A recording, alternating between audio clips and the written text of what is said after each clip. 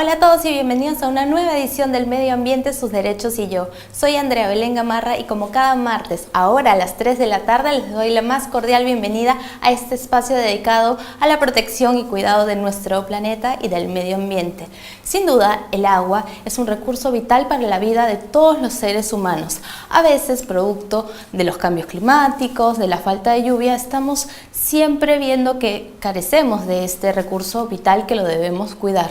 Pero también parte es nuestra culpa, porque a veces contaminamos los ríos, los recursos que sin duda por donde pasa el agua, lo contaminamos con basura. También gracias a la minería ilegal se da también esta contaminación.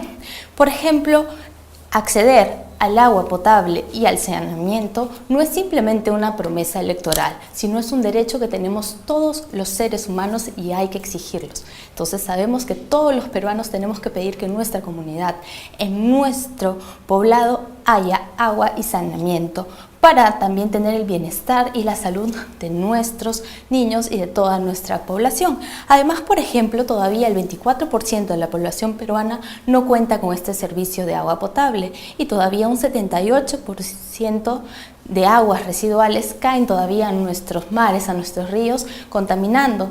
No sé ustedes, pero a veces me contaban mis abuelos que ellos iban a la Costa Verde y en donde hoy playas que están completamente contaminadas, ellos las visitaban y veraneaban. Entonces hay que tomar en cuenta esto, hay que reflexionar y no seguir echando todo el tema del desagüe a nuestros ríos y a nuestras playas. Además, también un 44% de la población no cuenta todavía con alcantarillado, así que son cifras que llaman mucho la atención. Sabemos que el desarrollo de cualquier región, de cualquier población, también depende de tener siempre el acceso a los recursos básicos y uno de estos es el agua y el saneamiento. Por eso vamos a estar aquí en el programa en la primera parte con el ingeniero Roger Agüero, quien es director de Servicios Educativos Rurales, SER, para hablar de todo este tema importante del acceso al agua y al saneamiento. También dentro del medio ambiente, sus derechos y yo, no nos podemos mantener al margen de la situación que ocurrió en Ecuador, donde el 16 de abril un terremoto de 7.8 grados sacudió la costa norte de este país, dejando más de 655 muertos y más de 16.601 heridos. Una cifra muy alarmante y además este terremoto se dio exactamente casi a cumplir 2 años del terrible terremoto en Nepal. Entonces esto nos mantiene alerta de que en cualquier momento también nuestro país va a estar sacudido y va a ser el epicentro de un movimiento similar. ¿Estamos realmente los peruanos preparados? ¿Cómo vamos a enfrentar esta situación? Y no debemos esperar recién cuando pasa una tragedia tomar las medidas necesarias para cuidar y salvaguardar nuestra integridad y también la integridad de nuestro país. Por eso tendremos como invitado al ingeniero José Antonio Zavala, director de la Dirección de Monitoreo, Seguimiento y Evaluación del CENEPRED. Esta institución es el Centro Nacional de Estimación, Prevención y Reducción del Riesgo de Desastres. Así que ya saben, tenemos 2 temas muy importantes. Les recuerdo que el chat permanece abierto para que nos envíen todas sus preguntas, comentarios y agradecerles a todos los que están sintonizando el programa. Ahora sí le voy a dar pase a Carolina Fábrega desde la ciudad del Sabré, en Panamá, para que nos lleve por un nuevo especial de la Fundación Albatros Media. Adelante, Carolina.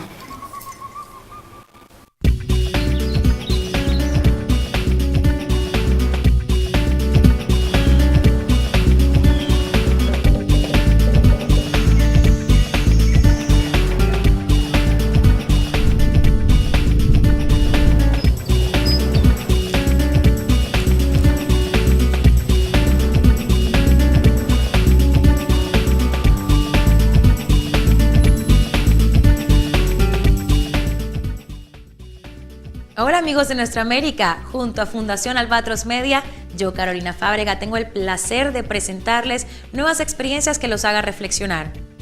En el día de hoy, ¿qué nos une? Nosotros insistimos en un elemento vital para todos los seres humanos. Estamos hablando, por supuesto, que del agua. Hoy observaremos los efectos negativos de ciertas industrias de nuestra América, como es la minería a cielo abierto, de Petaquilla en Panamá, La Lumbrera en Argentina y La Oroya en Perú. Lamentablemente, esta última está entre las 10 ciudades más contaminadas del mundo. Veamos el siguiente reportaje. Para sacar el oro, la plata, el cobre, utilizan el mercurio y el cianuro. Esto va a las napas y son miles de millones de litros de agua. Entonces todo esto va quedando inservible. Y esto, lógicamente, que resiente. Y la naturaleza reacciona contra esto.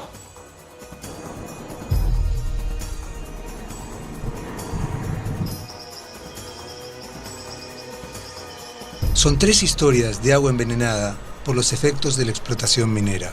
Llamados de alerta que nos recuerdan que el agua y la salud de la gente debería ser más valiosa que cualquier mineral.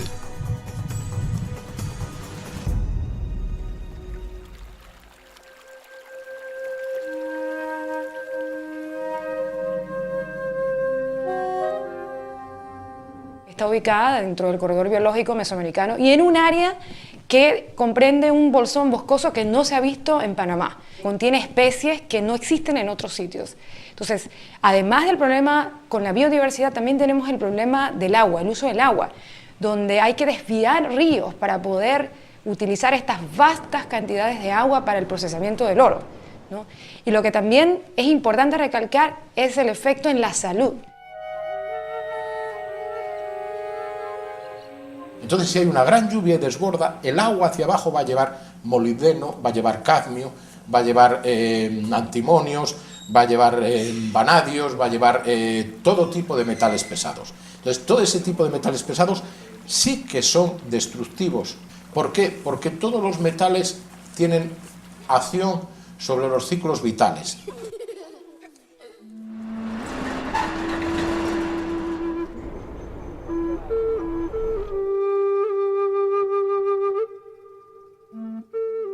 El tema central que produce la minería a cielo abierto es exagerada utilización de los recursos. Se la procesa con agua y algunos productos químicos, utiliza un promedio de entre 4 y 5 millones de litros de agua por hora.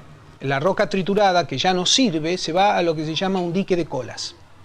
Ese dique de colas es extremadamente amplio y largo y ancho, que se va depositando en una especie de valle y todos esos líquidos filtran hacia abajo.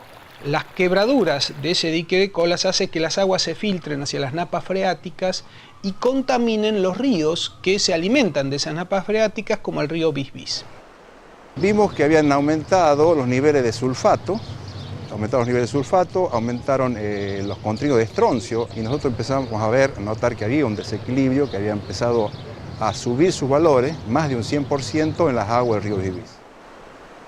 Esos metales pesados van a ser absorbidos por los animales que abrevan el agua y a su vez la gente va a comer esos animales. Los primeros perjudicados sin duda son los niños por su volumen corporal, ¿no?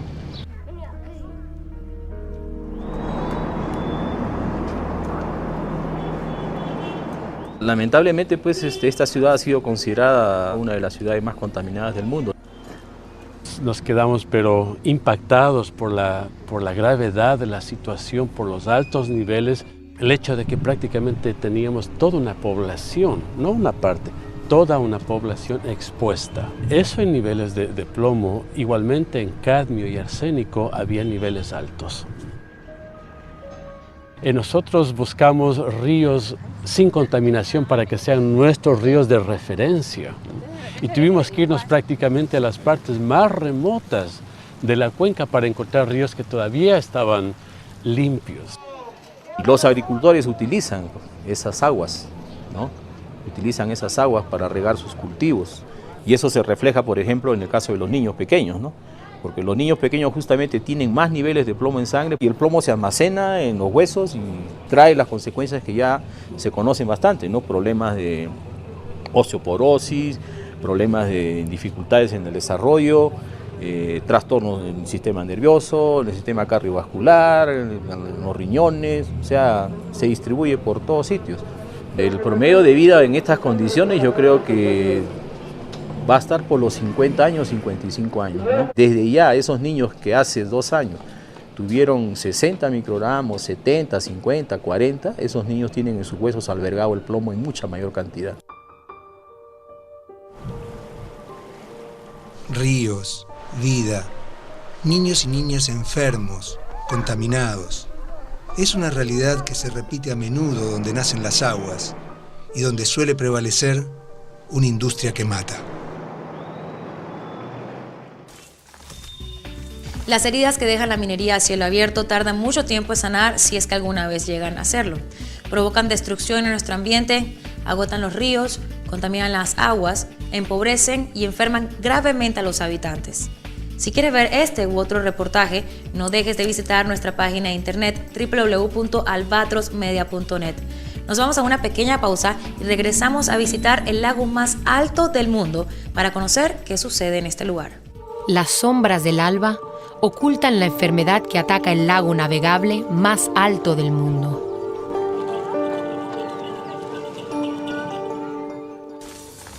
¿Sabías que el proceso para separar el oro de la roca utiliza cianuro y requiere 300.000 metros cúbicos de agua potable por día?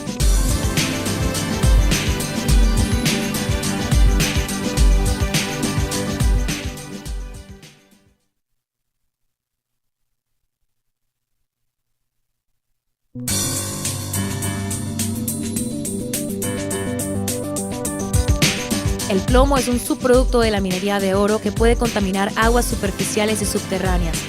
¿Sabías que el envenenamiento por plomo afecta múltiples sistemas del organismo humano, como el sistema nervioso, el renal, endocrino, óseo, gastrointestinal y cardiovascular?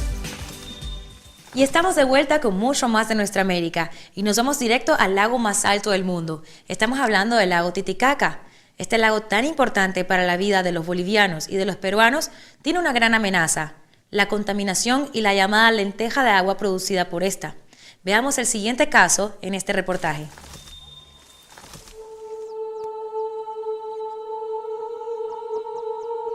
Las sombras del alba ocultan la enfermedad que ataca el lago navegable más alto del mundo.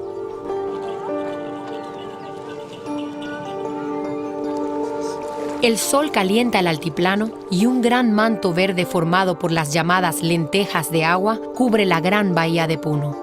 Lo que al parecer luce natural y saludable es todo lo contrario.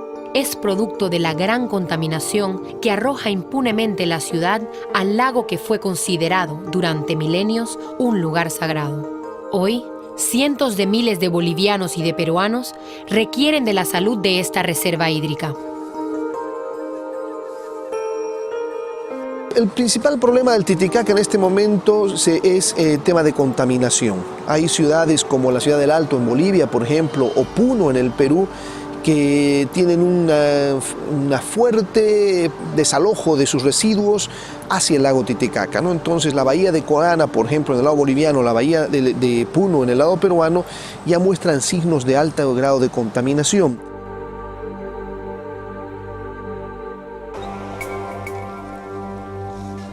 Un río enfermo por los desechos de más de 1 millón de habitantes de la ciudad de El Alto fluye hacia la bahía de Coana.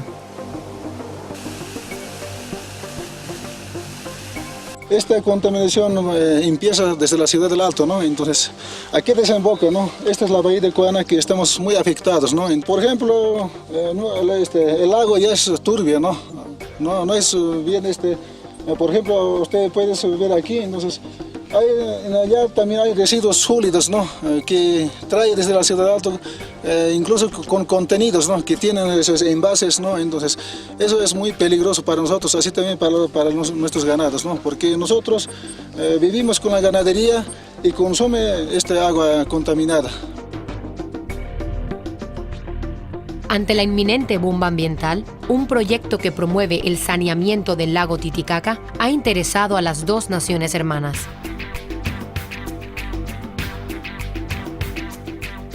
Con apoyo del PENUMA estamos a punto de desarrollar un proyecto en el lago Titicaca entre Perú y Bolivia que tiene que ver sobre temas de contaminación, pero fundamentalmente con participación social, ¿no? Va a haber un monitoreo, pero además medidas y mecanismos para prevenir y para manejar la contaminación lacustre. con tecnología de punta y de bajo costo se puede solucionar estos problemas.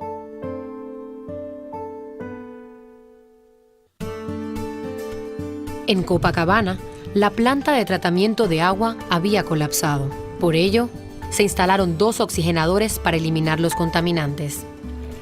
Va a generar de que las aguas ingresen con carga contaminante cero al lago, que es una de nuestras aspiraciones y objetivos.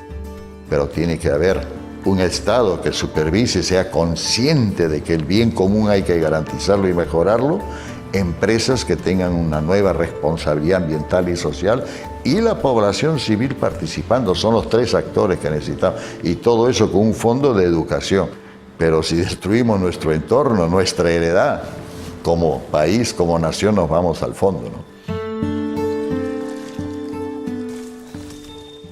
Hay que unir esfuerzos para curar esta enfermedad del lago Titicaca y sobre todo prevenirla, evitando más contaminación sobre esta fuente de agua tan importante y tan vital para los seres que habitan en esta área. Nos vamos a una pausa, pero al regresar vamos a ver cómo una comunidad cuando se une logra cosas muy buenas. Específicamente estamos hablando en las tierras argentinas en la provincia de Mendoza, cerca de los Andes. Y eso lo vamos a ver al regresar. No se muevan.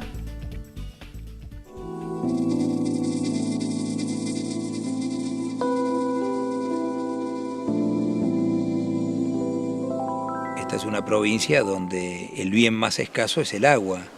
Solamente vivimos y regamos el 3,5% de la superficie de Mendoza. Entonces es una larga historia de aprovechamiento del recurso hídrico bajo la forma de el agua conducida a través de los canales.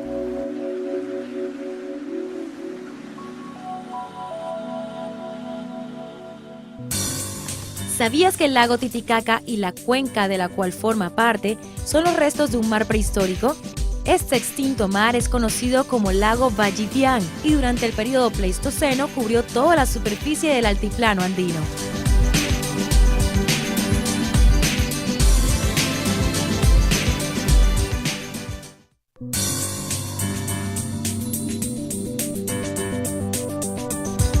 ¿Sabías que desde tiempos remotos los humanos han desarrollado sistemas de regadío que se adaptan a las condiciones de su entorno? En zonas de escasez de agua, el método más eficiente es el riego localizado o goteo, que libera pequeñas cantidades de agua de forma constante, consiguiendo un mayor rendimiento. En Mendoza, sus tierras áridas son contrarrestadas con un sistema de acequias que se nutren por los 5 típicos ríos de montaña. Estos a su vez aportan sus mayores caudales en primavera y verano, producto del deshielo de las nieves de sus altas cumbres. Y de esta manera el agua llega a todos los rincones de la ciudad y a las fincas cercanas, convirtiendo el ambiente en un lugar verde y lleno de vida. Veamos el siguiente reportaje.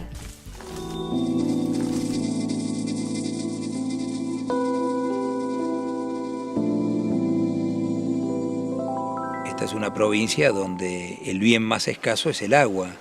Solamente vivimos y regamos el 3,5% de la superficie de Mendoza. Y vinculamos el agua al vino en toda esta conjunción que debe producirse para que esta planta fantástica que es la vid pueda producir en esta región. Una zona de producción de uvas de alta gama, una de las mejores zonas del país. Yo creo que es el paradigma, ¿no?, en la Argentina de la transformación de un desierto en oasis. Eso por una parte tiene que ver con la cultura del trabajo que se implementó a partir de la llegada de los inmigrantes, pero también con la tradición indígena. Entonces es una larga historia de aprovechamiento del recurso hídrico bajo la forma de el agua conducida a través de los canales.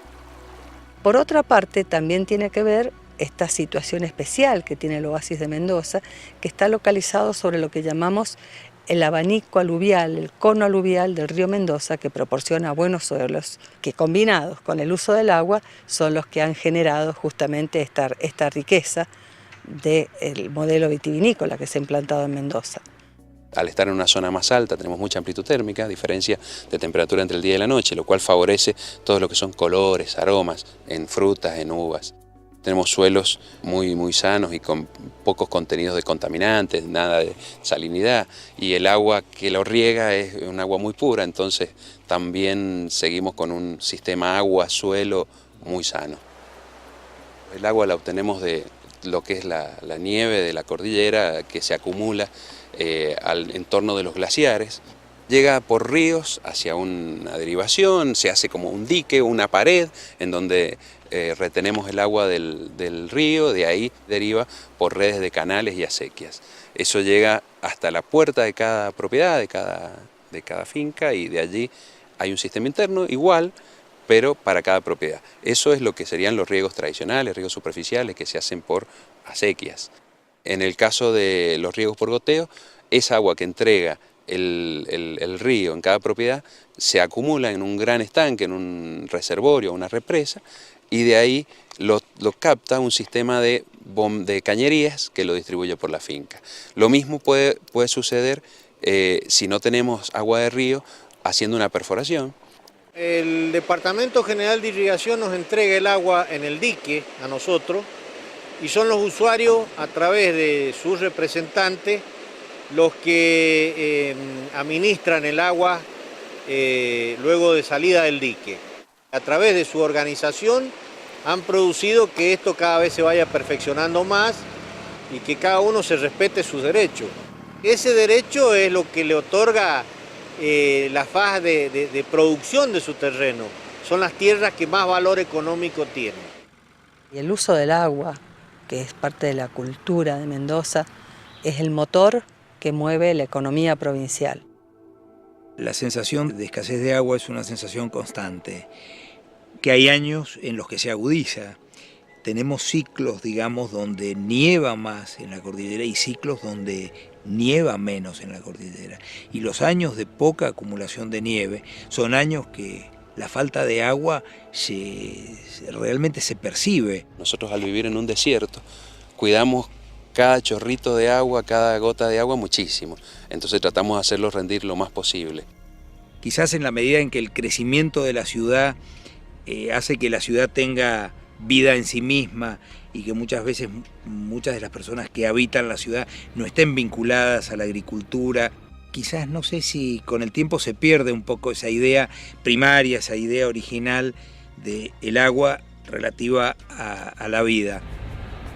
El futuro de Mendoza está condicionado absolutamente a que los mendocinos tomemos conciencia de que estamos en tierras secas.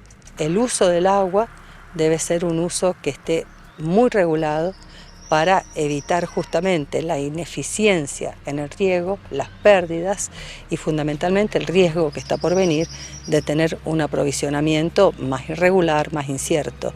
Sin agua, Mendoza no es viable. Y si tuviéramos problemas de agua en un futuro, bueno, desaparecería este oasis cultivado.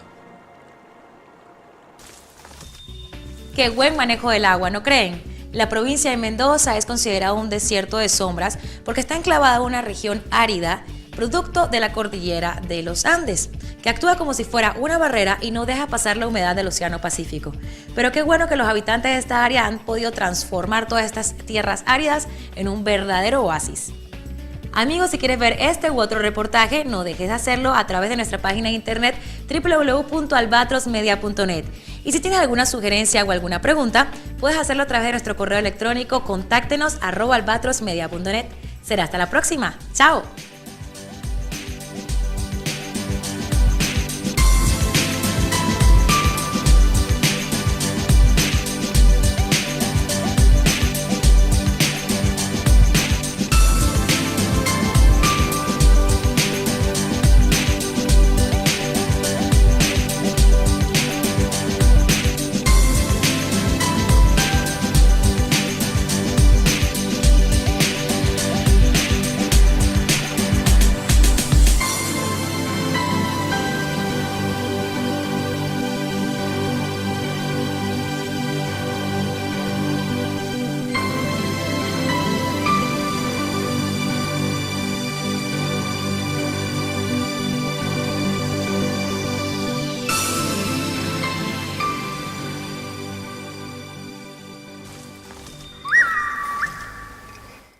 Y estamos de vuelta en el medio ambiente, sus derechos y yo, y tal como se los anuncié al inicio del programa, nos encontramos con el ingeniero Roger Agüero, quien es director de Servicios Educativos Rurales, esta institución cuyas siglas son SER. Bienvenido, ingeniero Roger. Muy buenas tardes, yo encantado de estar con ustedes y con mucha disposición para poder contestar todas las preguntas y las inquietudes que pueden tener. Para comenzar, ¿qué implica que una comunidad tenga agua potable, tenga saneamiento? Es decir, ¿cómo podemos decir que cumple con estos recursos básicos? Mira, para la comunidad en sí, nosotros como trabajamos en SER, miramos desde un enfoque de derecho. Por lo tanto, queremos pues que en las comunidades rurales, pobres, muy pobres, no excluidas, cuenten con este servicio elemental. Y para la comunidad es la vida, es la fuente de vida. Y cuando se implementa un proyecto de agua potable, usted no sabe con qué alegría festejan la llegada del agua. Por eso yo llamo, con la llegada del agua, es la fiesta del pueblo, ¿no? Hay diferentes expresiones, la gente salta, brinca, lava sus ropas, quieren hacer al mismo tiempo 1000 cosas al momento que llegue el agua, porque para ellos significa la vida.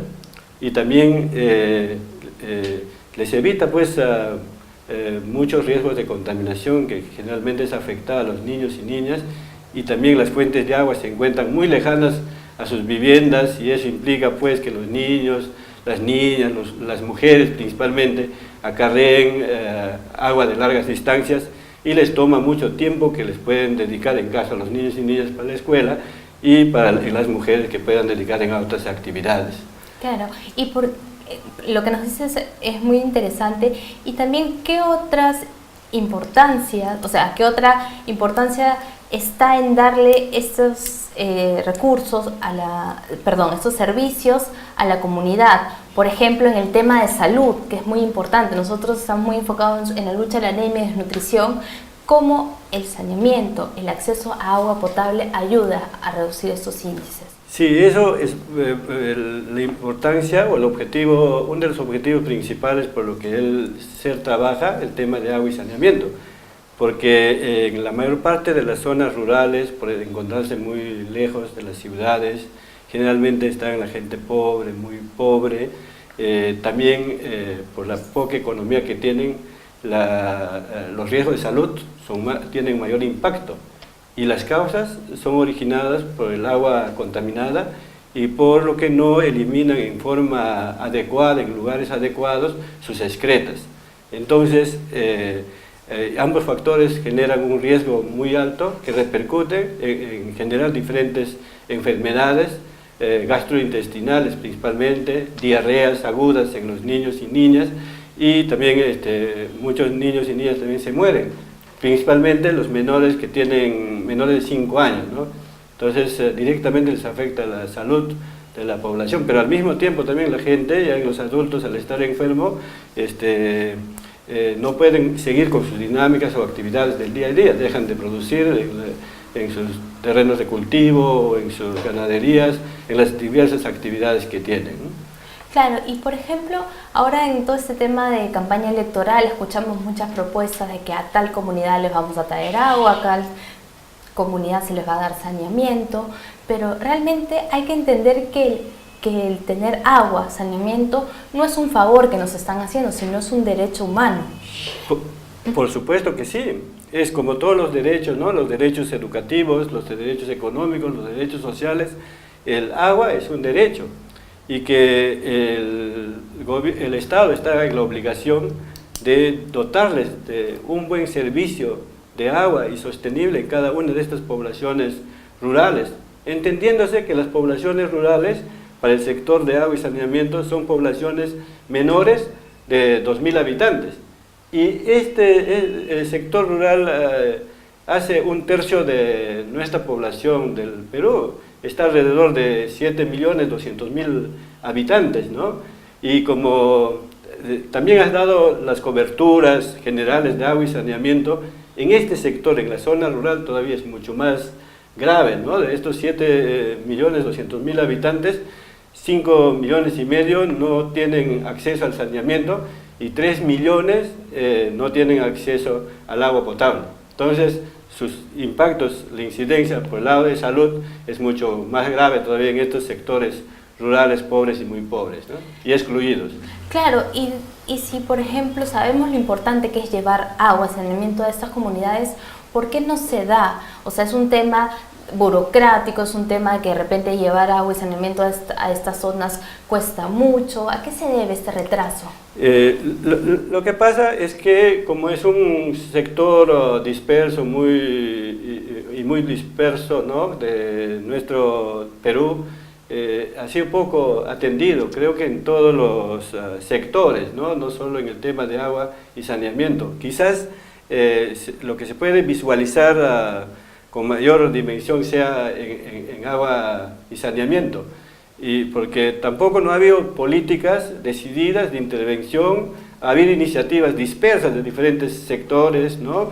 Pues en algún momento hasta el Ministerio de Agricultura hacía agua y saneamiento, el Ministerio de la Mujer y así diferentes sectores, pero a partir del 2002 un poco mejor se ha ordenado el sector con la creación inicialmente del Programa Nacional de Agua y Saneamiento Rural y en el 2012 con el programa vigente, el Programa Nacional de Saneamiento Rural. Entonces, por lo menos ahora hay un sector que atiende a esta población rural, hay normativas, hay programas nacionales también que están atendiendo en la actualidad. Entonces, un poquito, mucho mejor, a diferencia de la década de los 80 y los 90, se han ordenado en estos últimos años, ¿no? Y dentro de esta problemática y también de poder llevar estos servicios básicos a las comunidades, ¿cuál es el rol de SER, de su institución? Bueno, nosotros lo que implementamos en los programas de agua y proyectos de agua y saneamiento es con un enfoque de derecho.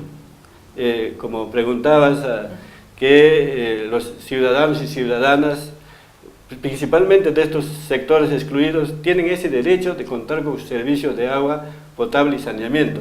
Entonces nosotros trabajamos para que el Estado pueda acercarse y atender a estos sectores, promoviendo esos espacios. Por eso nuestro trabajo muy estrecho es con los gobiernos locales, pero también trabajando con los ciudadanos y ciudadanas para que puedan también tener obligaciones y deberes, buscar un equilibrio entre lo que participe el Estado, pero también por otro lado puedan mantener y cuidar sus servicios de agua potable y saneamiento. Pero también justo nosotros trabajamos y somos parte también de la Coordinadora de Derechos Humanos, por lo tanto el derecho al agua es primordial para el trabajo del SER, ¿no?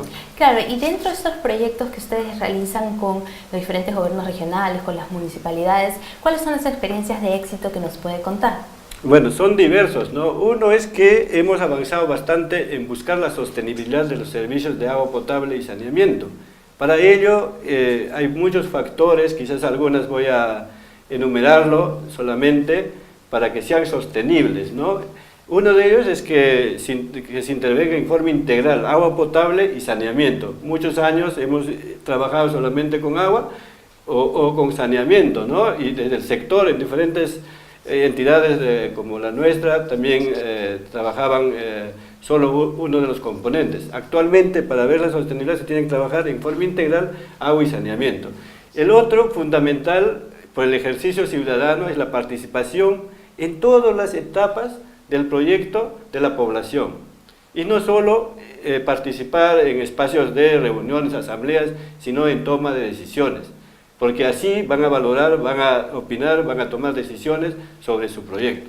Y también trabajamos todo lo que es el enfoque de género, trabajo con hombres y mujeres, y también el de interculturalidad, en el sentido de que tenemos que aprender también sus costumbres, creencias, culturas de las poblaciones donde trabajamos, y a partir de ese aprendizaje cómo nosotros podemos introducir también nuevas propuestas, dialogado y conversado con la población. Y por último también se trabaja en forma articulada con los gobiernos locales, porque dentro de este modelo sostenible es la gestión comunitaria, que cada población administra, opera y mantiene su sistema de agua potable. Por lo tanto, el modelo dice tiene que tener un apoyo continuo para que sea sostenible.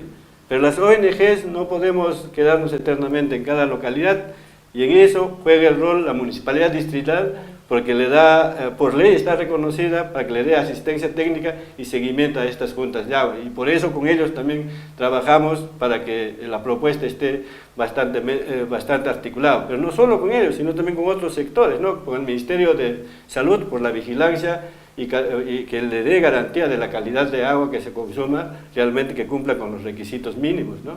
Y con el sector de educación, ya con los niños y niñas se trabaja en la escuela todo lo que es educación sanitaria, ¿no? Con sus temas de lavado en mano, luego el cuidado del agua y también el cuidado de sus baños, ¿no?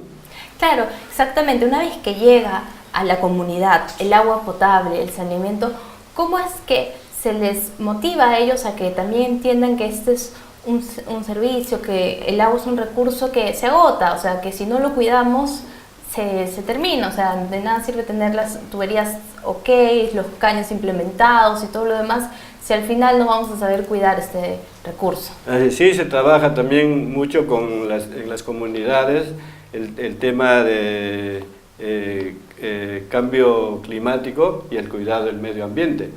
Y en ese sentido también hacemos siembra de arborización en las cabeceras de cuenca o de donde están los manantiales, para poder proteger que las fuentes no se sequen, pero no solo eso, sino también la valoración del agua, porque muchos años no se ha valorado el agua. Bueno, yo me acuerdo que estudié en el sentido de que el agua era abundante, no tenía valor, no tenía precio, y esos conceptos arcaicos han cambiado, pues, ¿no? Con este cambio climático, y por eso con los niños y niñas y con la población hay que trabajar el tema de que el agua es un recurso escaso, y ahora con el cambio climático se evidencia por todo lado, cada vez hay menos cantidad de agua, y hay que trabajar desde los niños y las niñas en las escuelas para que puedan tener conciencia y puedan cuidar y mantener sus servicios de agua potable, ¿no?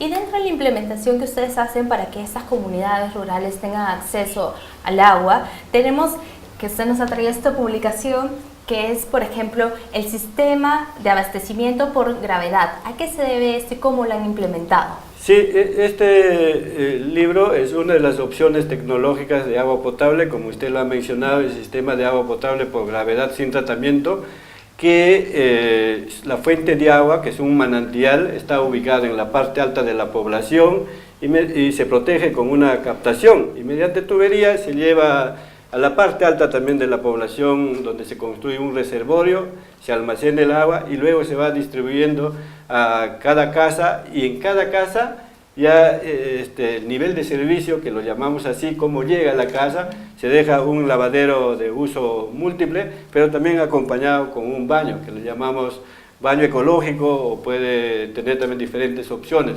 Pero, de esa manera en cada casa le está llegando un baño y su lavadero al lado de su cocina de uso múltiple, ¿no?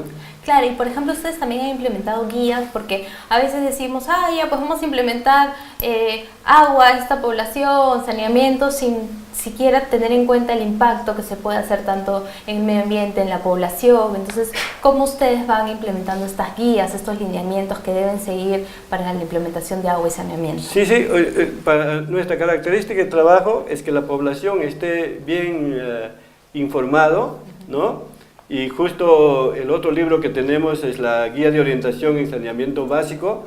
Es una guía que está orientado para los representantes de los gobiernos locales, que con una revisión básica políticamente se pueden tomar decisiones de qué tipo de opción tecnológica, qué estrategias se debe utilizar, que se caracteriza o tiene características similares a su propia realidad. Es algo que les facilita para que tomen decisiones los gobernantes, ¿no? Claro, porque a veces ellos tienen toda la iniciativa, pero no saben implementar la manera adecuada, porque no todos los lugares son iguales. O sea, no se puede implementar un proyecto rural en la sierra, en la selva, por ejemplo. Así es, completamente distinta. Entonces, de acuerdo a las características propias de la localidad, pueden decidir y luego ya profundizar para que puedan hacer mayor estudio, de mayor profundidad, para que puedan tomar decisiones y optar por una opción tecnológica, ¿no? Claro, y bueno, ya estamos llegando al final de la entrevista, pero queremos saber su punto de vista acerca de, actualmente, como lo dijimos al inicio, estamos en un cambio de gobierno, o sea, no sabemos cuál va a ser el rumbo de nuestro país. Sin embargo, se han venido haciendo cosas en el Ministerio de Vivienda, se han venido articulando diferentes iniciativas para este tema. ¿Se debe continuar? ¿Qué hay que mejorar? ¿Qué le podría pedir al nuevo gobierno en temas del derecho al agua y saneamiento que tienen todos los pobladores peruanos? Sí, creo, como mencioné, ¿no? En comparación a las décadas de los 80 y 90, se ha avanzado. Hay un ente rector dirigido a lo que es agua y saneamiento. Han hecho palanquear a presupuestos considerables para su intervención masiva, ¿no? Inicialmente con el apoyo del Banco Mundial, luego también la Embajada de España y también Japón ha apoyado, justo para que pueda el sector intervenir en forma masiva con sus programas nacionales en agua y saneamiento. Ese es un gran avance. Pero ahora entramos a un nuevo desafío. El año pasado la ONU aprobó los Objetivos de Desarrollo Sostenible y el sexto objetivo está ligado a garantizar agua sostenible y saneamiento en todo el mundo. Y hace poco ha habido un evento de Latinoamérica en agua y saneamiento, Latinosan, y donde los gobernantes y funcionarios se han comprometido de llegar al 2030 con coberturas y gestiones sostenibles, pero al mismo tiempo el reto más grande que tienen es que cada país va a necesitar 19.000 millones de dólares y actualmente solamente cuentan con 4,5 millones. Ese es un gran reto, un gran desafío para que pueda, pues, la mayor parte de la población cuente como derecho con sus servicios de agua y saneamiento sostenible.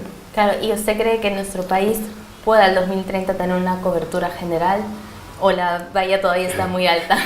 Ese evento se ha realizado acá y eso es lo que han ofrecido sus autoridades. Entonces esperemos que por lo menos nos aproximemos, pero lo importante es que ya es un tema de discusión. Ya es un compromiso. Por los años 80 nadie hablaba de este problema tan grande, el agua y saneamiento.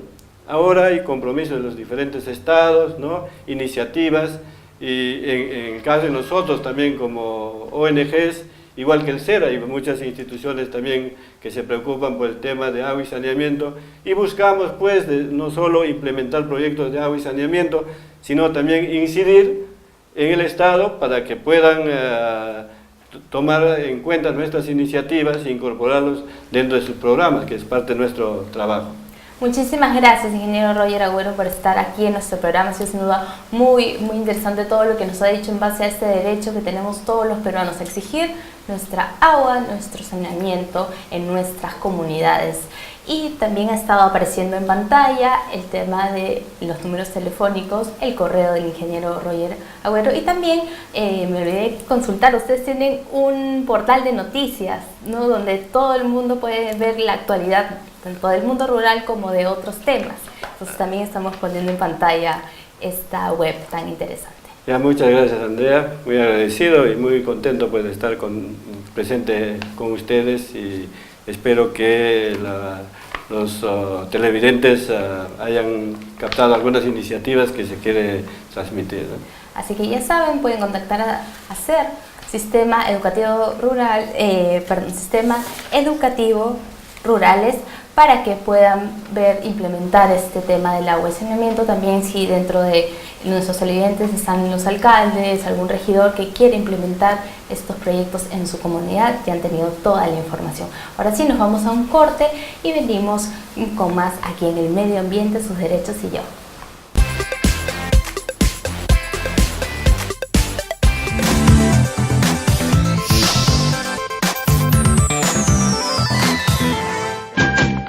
Miércoles 27 de abril regresa el curso virtual de capacitación ¿Qué debo hacer como alcalde o regidor? Acciones para terminar con la desnutrición y la anemia infantil. Todos los miércoles a las 11 de la mañana, alcaldes, regidores, equipos municipales, promotores de salud, agentes comunitarios, profesionales de la salud, profesores y ciudadanos de todo el país podrán participar en este curso que cuenta con 13 sesiones.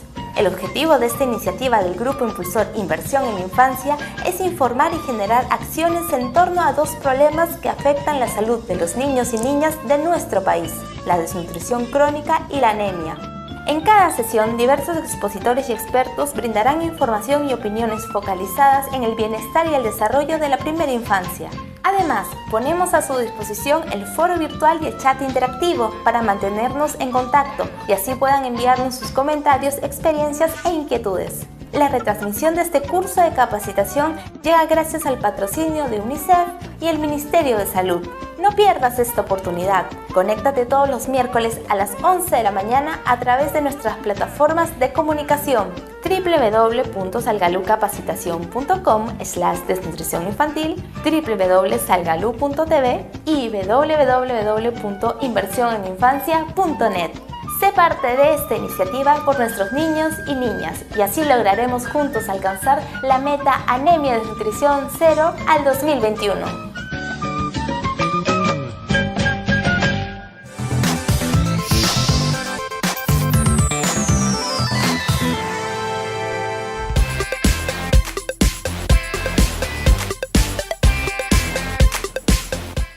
Estamos en la segunda parte del programa El Medio Ambiente, sus derechos y yo, y ahora vamos a estar con el ingeniero José Antonio Zavala, quien es director de la Dirección de Monitoreo, Seguimiento y Evaluación del Centro Nacional de Estimación, Prevención y Reducción del Riesgo de Desastres, CENEPRED. Y vamos a abordar el tema de ¿realmente estamos preparados frente a alguna emergencia, algún desastre, como por ejemplo el sucedido en Ecuador, un desastre, un sismo? Entonces, para eso está nuestro querido ingeniero José Antonio Zavala. Bienvenido al programa. Muchas gracias por la invitación. A nombre de Magíster Néstor Morales Medinguetti, jefe del CENEPRED, estamos a vuestra disposición y sobre todo felicitarlos que estén ustedes atentos a este tema, ¿no? Claro. ¿Por qué se asegura que en nuestro país, ante lo visto en Ecuador, va a ser el epicentro de un nuevo terremoto, de un nuevo sismo de gran magnitud? Bueno, nuestro país tiene una geografía muy accidentada, todos lo sabemos, y dentro de esta característica geográfica tenemos pues las fallas geológicas y lógicamente tenemos un país altamente sísmico. Tenemos los estudios por IGP detalladamente y nos indican que tenemos un silencio sísmico, sobre todo en Lima, y nos está pronosticando pues un sismo sobre 8 en cualquier momento porque el ciclo sísmico ya se tiene que dar, ¿no? Claro, y es solamente por este silencio que hay, que hace tiempo, o sea, hace muchos años, décadas, más de 200 años, no ha habido un gran terremoto en Lima que se dé esto, o también tiene que influir todo el tema del cambio climático. ¿Hay alguna relación con todos los fenómenos que vemos alrededor de nuestro país?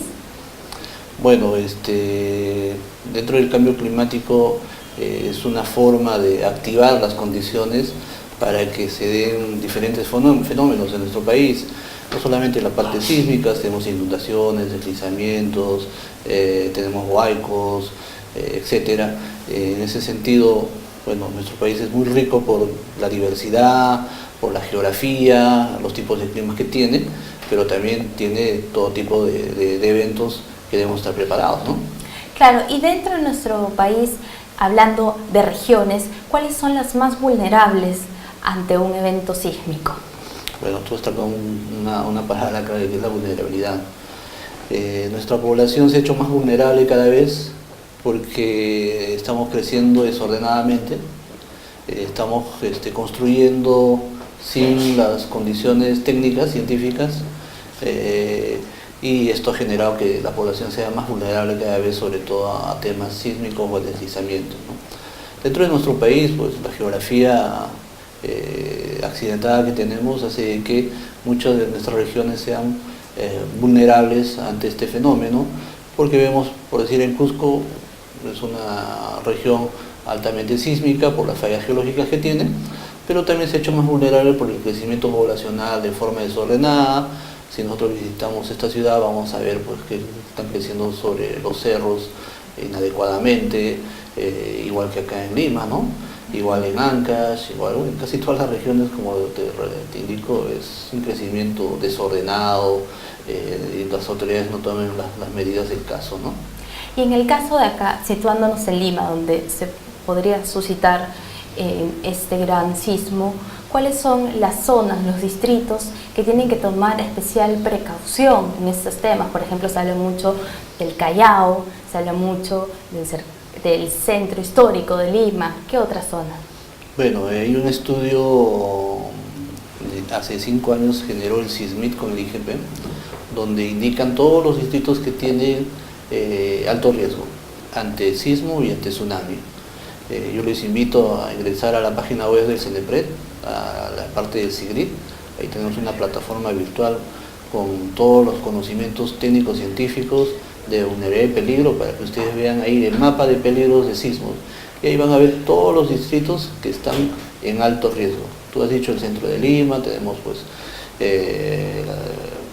barrios altos, donde está el RIMAC, San Martín, el mismo Lima, pero no olvidemos de que el sismo es un movimiento que va a dar, sobre todo va a dañar a los lugares donde no estemos prevenidos. O sea, la prevención es un tema que hemos dejado de lado. La prevención va a la construcción adecuada, no hemos construido adecuadamente y eso va a generar pues un desastre de mayor magnitud, ¿no? Claro, justamente de eso trataba esta pregunta que le voy a hacer. ¿Qué tan importante es la cultura de prevención? O sea, a veces simplemente decimos, la prevención es tener nuestra mochila en caso de sismo, o prevención es simplemente ver que acá en mi casa hay una columna y que acá me paro, y simplemente se queda ahí. Entonces, usted bien lo ha mencionado, la prevención va más allá de eso, es saber dónde construir mi casa, dónde no, y demás.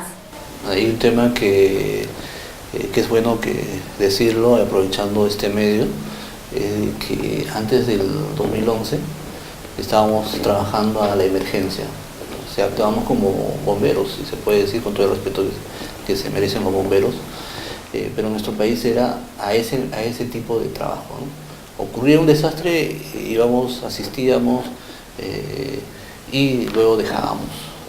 Ahora no, ahora existen 7 procesos. Es decir, con la ley del SINAGEL creada en el 2011 se han generado procesos en los cuales debemos tener en cuenta para llegar a lo que tú acabas de decir, a la cultura de prevención. Nosotros tenemos que trabajar la cultura de prevención. No podemos estar invirtiendo, el Estado no puede estar invirtiendo a temas de emergencias, no podemos estar invirtiendo a reconstrucción, tenemos que invertir a preparación, a lo que es la prevención, sobre todo a la planificación y al presupuesto que deben dar. ¿Y quiénes son los llamados a hacer eso? Los gobiernos locales, los gobiernos regionales. Las autoridades saben que su territorio son de alto riesgo y por lo tanto se tienen que hacer los estudios, no solamente de sismo, de inundaciones, de deslizamientos, etc. Y entonces ahí se tienen que adoptar las medidas estructurales y no estructurales, ¿no?, en forma planificada para que en un futuro se prevenga o se reduzca el riesgo. Y ahí lo que tú decías, un tema de preparación. Estamos acostumbrados a estar preparados. En el colegio nos han hecho simulacros, muchas veces hemos asistido a los simulacros conscientemente, pues después hemos dejado de lado. Incluso ahora se dan los simulacros y muchos claro, lo toman como un juego, miran, salen, se ríen y realmente uno no toma en serio, o sea, no se pone en el lugar de si esto fuera realmente un sismo, estaríamos riéndonos, caminando, mirando el techo y demás. Y ese simulacro corresponde a un proceso que se llama preparación, no es una prevención, por eso confundimos a veces preparación con prevención. La preparación es lo que se da, qué se tiene que hacer antes, durante y después de un evento. En cambio, lo que es el tema de prevención es un tema más técnico, más científico, más de preparación. El alcalde del gobierno regional puede tomar las decisiones diciendo: yo tengo un estudio técnico científico donde me dice qué es lo que tengo que hacer. Ya no es una presunción, ya no es lo que probablemente ocurra, no, ya tengo un estudio que me da la base para tomar las medidas estructurales. Entonces, hay una diferencia entre prevención y hay una diferencia entre preparación. ¿Sí estamos preparados? Sí. Eso depende de nosotros, de la conciencia que tengamos en prepararnos. Pero el tema de prevención más va ligado a las autoridades. Son ellos los que tienen que tomar las decisiones. Y es ahí donde nosotros como población tenemos que exigir que nuestras autoridades prevengan. Claro, y dentro de esta campaña de estar no solamente prevenidos, sino también tomar las precauciones necesarias que usted nos indica, el CENEPRED, ¿cuál es el rol que ha tenido a lo largo de todos estos tiempos, no solamente para el tema de sismos, sino para otros desastres que afectan a nuestro país? Bueno, hemos sido creados por la ley del SINAGER en el año 2011, no somos tan viejos como institución, somos jóvenes, es una entidad técnica normativa y dentro de las funciones que nos han dado es generar lineamientos, normativas, guías en los 4 procesos que nos corresponden, que es la estimación, la prevención, la reducción del riesgo y la reconstrucción. Esos son los 4 procesos que nos corresponden. ¿Qué nos dice la ley? Que nosotros tenemos que generar las normativas, las guías, los lineamientos para que el gobierno local tome esas acciones ante estos procesos, ¿no? El INDECI, que ustedes lo conocen más por defensa civil, tiene 3 procesos, con la preparación que hemos hablado ahorita, la rehabilitación, ¿no? Estos procesos ya los conocemos, pero los otros que te hemos mencionado, que es de CENEPRED, recién los vamos conociendo y los vamos implementando. Y es un poco complicado porque está ligado a tomar acciones con presupuesto del Estado. Y para que tomes acciones con el presupuesto del Estado, tienes que invertir en proyectos de inversión pública. Y eso demora un tiempo. Hablemos de lo que pasó en Chosica, ¿no? El año pasado. ¿Cuándo vamos a ver las medidas estructurales? Dentro de un par de años, porque se sigue el proceso del SNEP. Entonces es un poco complicado a veces cuando decimos y exigimos a nuestras autoridades que tomen las medidas. Él lo va a tomar, pero esto va a durar entre un mediano y largo plazo. En cambio, las medidas de preparación, de rehabilitación, es a corto plazo, es inmediatamente, ¿no? Claro, ustedes también hemos visto, porque estamos poniendo en su página web también, que brindan cursos a las autoridades, a los gobiernos locales, sobre este tema de actuar frente a un desastre. Bueno, nos gustaría que nos visiten en CENEPRED para que vean cómo vamos creciendo. No solamente tenemos la Dirección de Fortalecimiento y Desarrollo de Capacidades y de Asistencia Técnica, la DIFAT, que estamos a nivel nacional promoviendo los cursos en los procesos que nos corresponden, ¿no? Estamos trabajando ahorita con un curso básico a nivel nacional, tenemos 3 enlaces regionales en Cusco, que ve Puno, Madre de Dios, Apurímac y Cusco mismo. El otro enlace que tenemos es el coordinador regional de Tacna, que ve Arequipa, Moquegua, y en el norte tenemos a la coordinadora regional de Piura, que ve Tumbes, Cajamarca, La Libertad, Lambayeque. Es decir, estamos tratando de coberturar poco a poco porque no tenemos mucho presupuesto para poder implementar los procesos que nos corresponden con los gobiernos locales y los gobiernos regionales.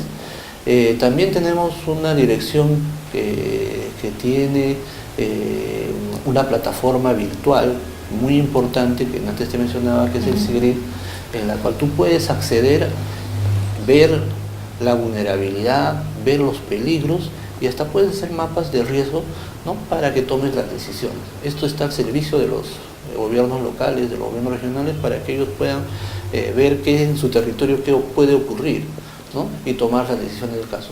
Hemos hecho que este SIGRIP ya ha sido trasladado a los gobiernos regionales. Todos los gobiernos regionales tienen su SIGRIP regional.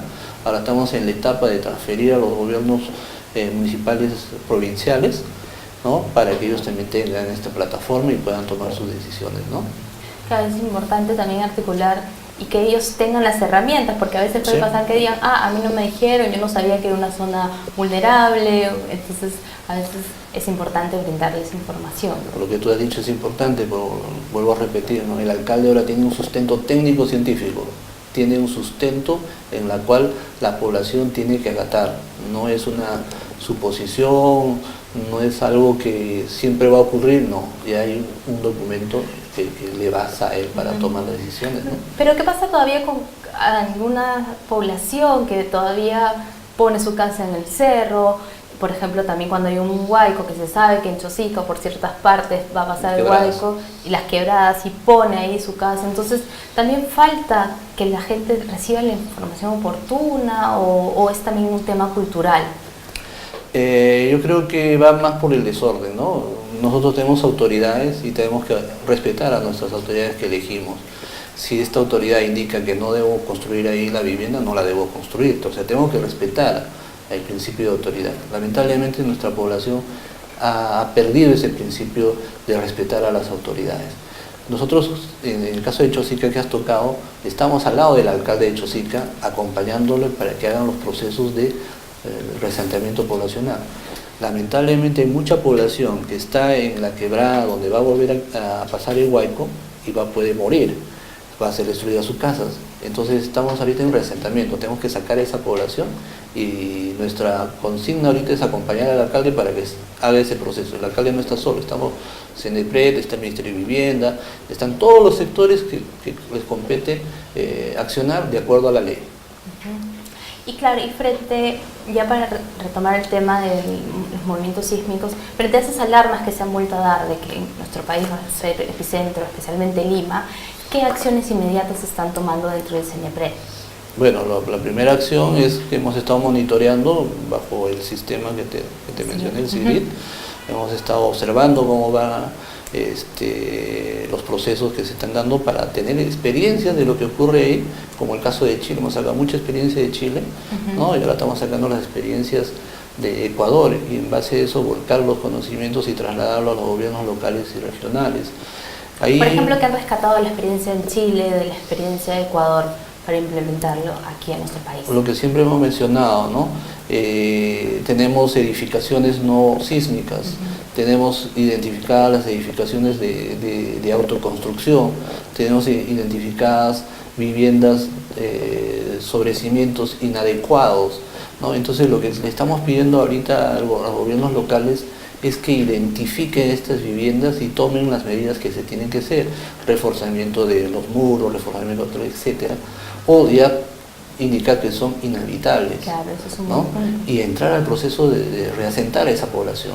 No es fácil perder una vivienda, es mucho más complicado perder la vida, pero tenemos que tomar acciones ya, y para eso tenemos que juntarnos y apoyar a las autoridades, porque si no hacemos eso, te aseguro que un par de semanas de lo que ha ocurrido de Ecuador nos vamos a olvidar, hasta que ocurra algo similar. Es igual, cuando sucede el terremoto de Ica, todo el mundo estuvo en alerta, que ayudemos, que hay que tener, hay que estar alertas, todo, y pasó el tiempo y todo el mundo se olvidó, quedó ahí. Ese tema de Ica también es un tema de que hemos aprendido una experiencia. El Estado, nuestro país, no sabía cómo reaccionar, porque no tenía un proceso determinado, el proceso de reconstrucción. Ahora ya lo tiene. Entonces, estamos normando, guiando, poniendo lineamientos, cómo vamos a actuar ante un fenómeno de este tipo. O sea, ya se tiene ese proceso, ya estamos preparados, si se puede decir normativamente, legalmente ya lo tenemos. Ojalá que no nos ocurra, pero ya estamos teniendo. Pero ¿quiénes tienen que ejecutar? No olvidemos, son los alcaldes, son los gobiernos regionales, son ellos los que tienen que actuar ante esto, ¿no? Claro, muchas veces pensamos de que no nos va a pasar o recién actuamos cuando ya tenemos la tragedia encima, que debemos aprender y cambiar ese chip dentro de nuestra población. Yo te felicito porque ustedes están tocando un tema muy importante. Por decir, hablemos de Máncora. Nosotros hemos visitado Máncora, muy felices y todo, pero no nos hemos dado cuenta que muchas viviendas están en una zona que no debieron construir.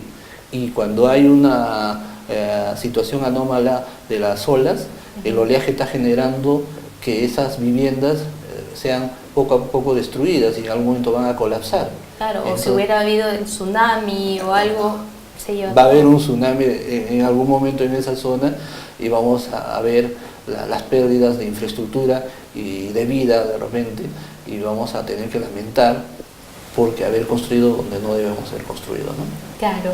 Bueno, ya estamos llegando a la parte final de nuestro programa y también de la entrevista, pero queremos que brinde un mensaje a nuestros televidentes, especialmente enfocando de que si tu autoridad te dice que no construyas ahí, que tengas unos lineamientos especial, hacerles caso, porque ellos ya tienen el protocolo y están trabajando con ustedes para prevenir, para también preocuparnos y trabajar no solamente cuando ya la tragedia está encima de nosotros, por ejemplo.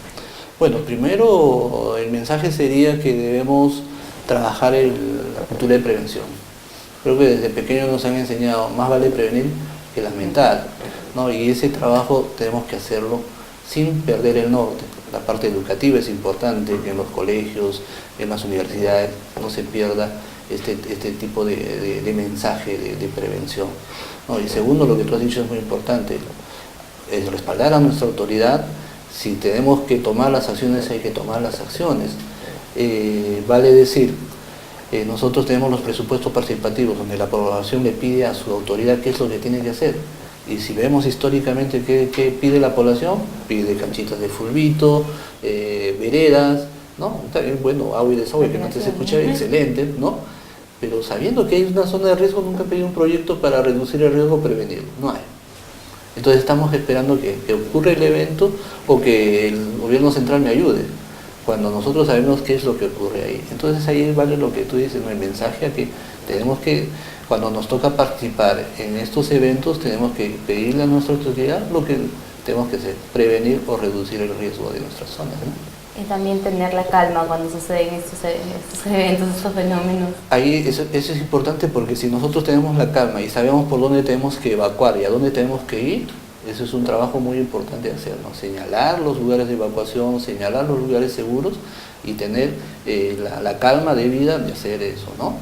Claro, pero a veces pasa que mucha gente se cae, los accidentes pasan más por las personas que pierden la calma, ¿no? Por salir corriendo, desesperarse, que es parte del miedo, pero estamos más tranquilos, podemos salir bien. Eso podemos buscar la tranquilidad siempre y cuando hagamos los simulacros a conciencia, ¿no? No hacemos simulacros porque nos reímos o lo dejamos, ya bueno, pues... Claro, entender que no es una pérdida de tiempo, sino es algo que nos ayuda a nuestra cultura de prevención. Así es. Ok, muchísimas gracias, ingeniero José Antonio Zavala, por haber venido al Medio Ambiente, sus derechos y yo. Mientras que usted ha estado en esta entrevista, hemos pasado la página web del CNPRED, los números de contacto, para que cualquier autoridad también se contacte con ustedes, y también ustedes visiten la página para ver si su zona donde usted está viviendo es una zona que está muy vulnerable al tema de los movimientos sísmicos, o también si es una zona donde hay huaicos, donde hay otros desastres que se vienen dentro de nuestro territorio por la diversidad que tenemos la diversidad geográfica. Yo les quiero comentar que este programa se repite mañana a las 3 de la tarde, y también invitarlos a que mañana miércoles a las 11 de la mañana sean parte de la retransmisión del curso de capacitación que debo hacer como alcalde o regidor, acciones para terminar con la desnutrición y la anemia infantil. Una retransmisión que llega gracias a UNICEF y al Ministerio de Salud. Va a ser retransmitido por Salgalú TV, Inversión en la Infancia y por supuesto la plataforma del curso de capacitación. Así que pasen la voz, que también las personas que se inscriban en esta nueva etapa del curso de capacitación podrán recibir su constancia virtual.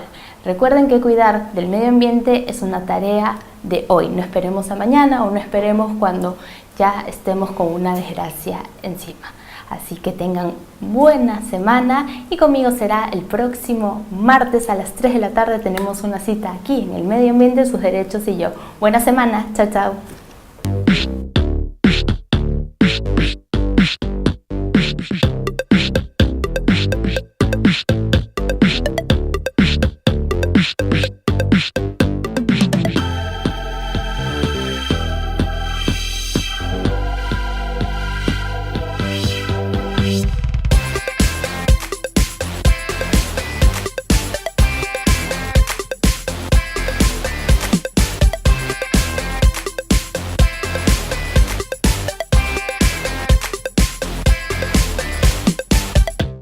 Roger Agüero, quien es director de Servicios Educativos Rurales, SER, para hablar de todo este tema importante del acceso al agua y al saneamiento. También dentro del medio ambiente, sus derechos y yo, no nos podemos mantener al margen de la situación que ocurrió en Ecuador, donde el 16 de abril un terremoto de 7.8 grados sacudió la costa norte de este país, dejando más de 655 muertos y más de 16.601 heridos. Una cifra muy alarmante, y además este terremoto se dio exactamente casi a cumplir 2 años del terrible terremoto en Nepal. Entonces esto nos mantiene alerta de que en cualquier momento también nuestro país va a estar sacudido y va a ser el epicentro de un movimiento similar. ¿Estamos realmente los peruanos preparados? ¿Cómo vamos a enfrentar esta situación? Y no debemos esperar recién cuando pasa una tragedia tomar las medidas necesarias para cuidar y salvaguardar nuestra integridad y también la integridad de nuestro país. Por eso tendremos como invitado al ingeniero José Antonio Zavala, director de la Dirección de Monitoreo, Seguimiento y Evaluación del CENEPRED. Esta institución es el Centro Nacional de Estimación, Prevención y Reducción del Riesgo de Desastres. Así que ya saben, tenemos 2 temas muy importantes. Les recuerdo que el chat permanece abierto para que nos envíen todas sus preguntas, comentarios, y agradecerles a todos los que están sintonizando el programa. Ahora sí le voy a dar pase a Carolina Fábrega desde la ciudad del Sabré, en Panamá, para que nos lleve por un nuevo especial de la Fundación Albatros Media. Adelante, Carolina.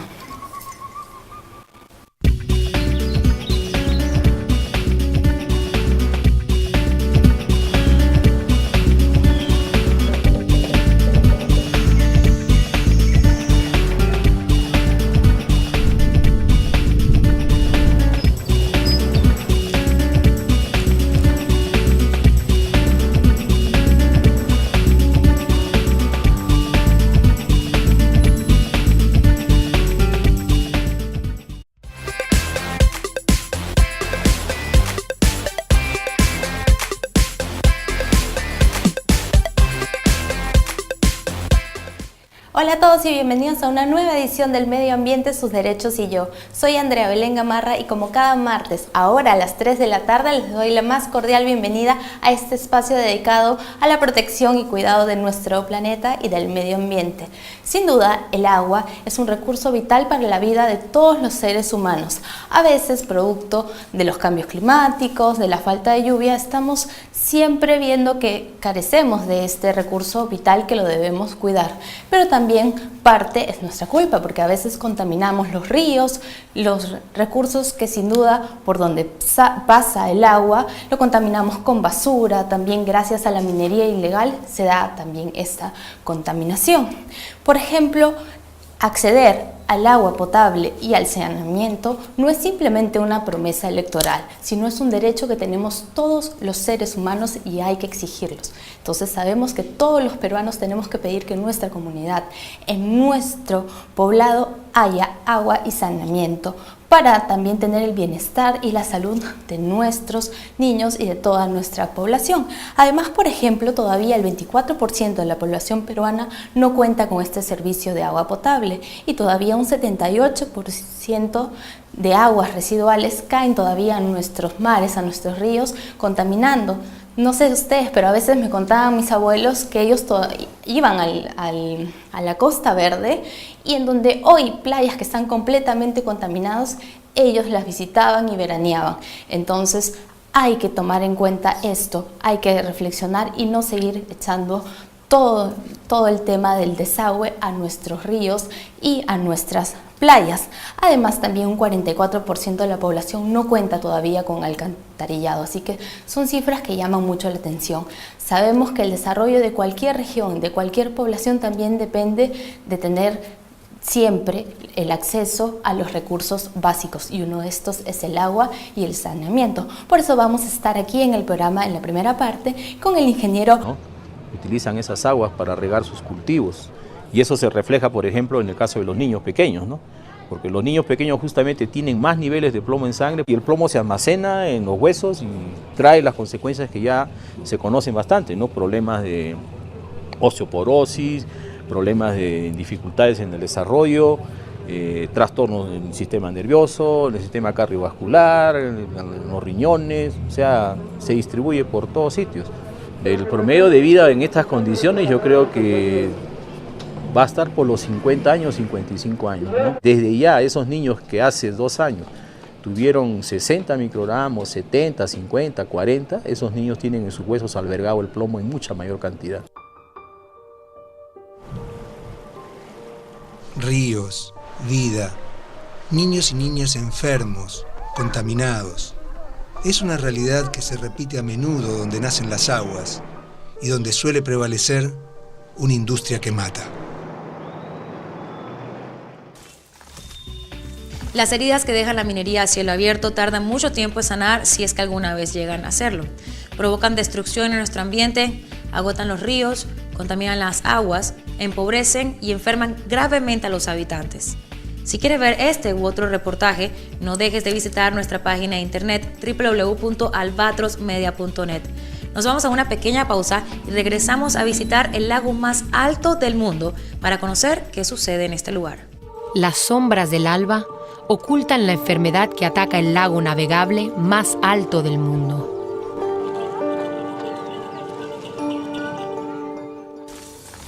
¿Sabías que el proceso para separar el oro de la roca utiliza cianuro y requiere 300.000 metros cúbicos de agua potable por día?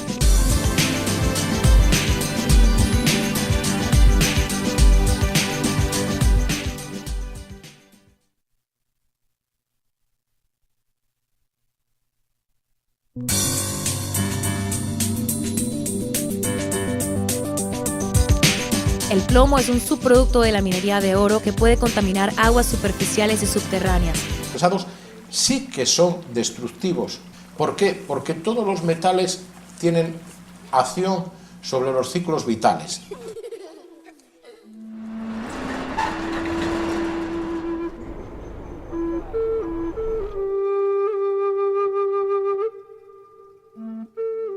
El tema central que produce la minería a cielo abierto es exagerada utilización de los recursos. Se la procesa con agua y algunos productos químicos, utiliza un promedio de entre 4 y 5 millones de litros de agua por hora. La roca triturada, que ya no sirve, se va a lo que se llama un dique de colas. Ese dique de colas es extremadamente amplio y largo y ancho, que se va depositando en una especie de valle y todos esos líquidos filtran hacia abajo. Las quebraduras de ese dique de colas hacen que las aguas se filtren hacia las napas freáticas y contaminen los ríos que se alimentan de esas napas freáticas, como el río Bisbis. Vimos que habían aumentado los niveles de sulfato, aumentaron los contenidos de estroncio y nosotros empezamos a notar que había un desequilibrio, que había empezado a subir sus valores más de un 100% en las aguas del río Bisbis. Esos metales pesados van a ser absorbidos por los animales que abrevan el agua y a su vez la gente va a comer esos animales. Los primeros perjudicados sin duda son los niños por su volumen corporal, ¿no?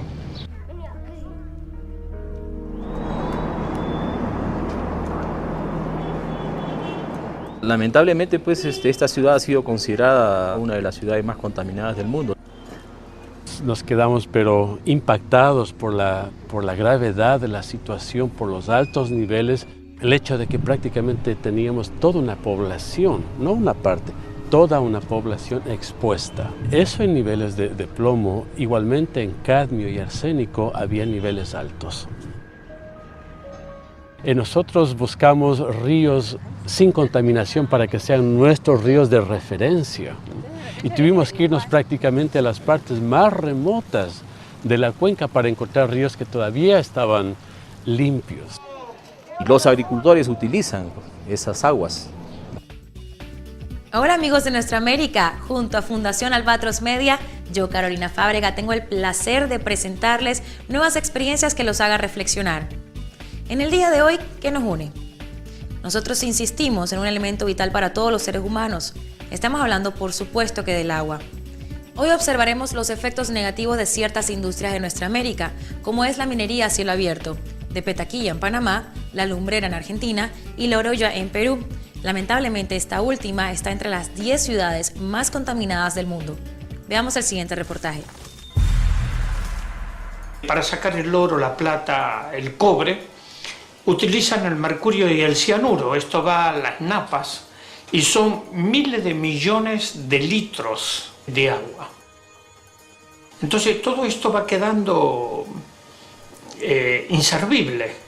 Y esto, lógicamente, que resiente. Y la naturaleza reacciona contra esto.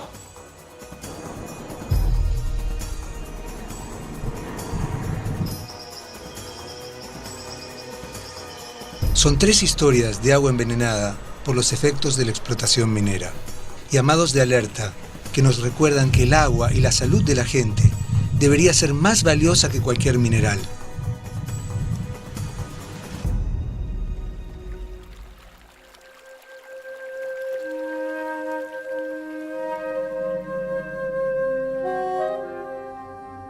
Está ubicada dentro del corredor biológico mesoamericano y en un área que comprende un bolsón boscoso que no se ha visto en Panamá. Contiene especies que no existen en otros sitios.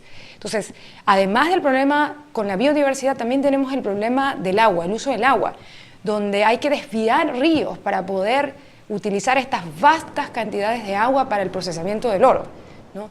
Y lo que también es importante recalcar es el efecto en la salud. Entonces, si hay una gran lluvia y desborda, el agua hacia abajo va a llevar molibdeno, va a llevar cadmio, va a llevar antimonios, va a llevar vanadios, va a llevar todo tipo de metales pesados. Entonces, todo ese tipo de metales pesados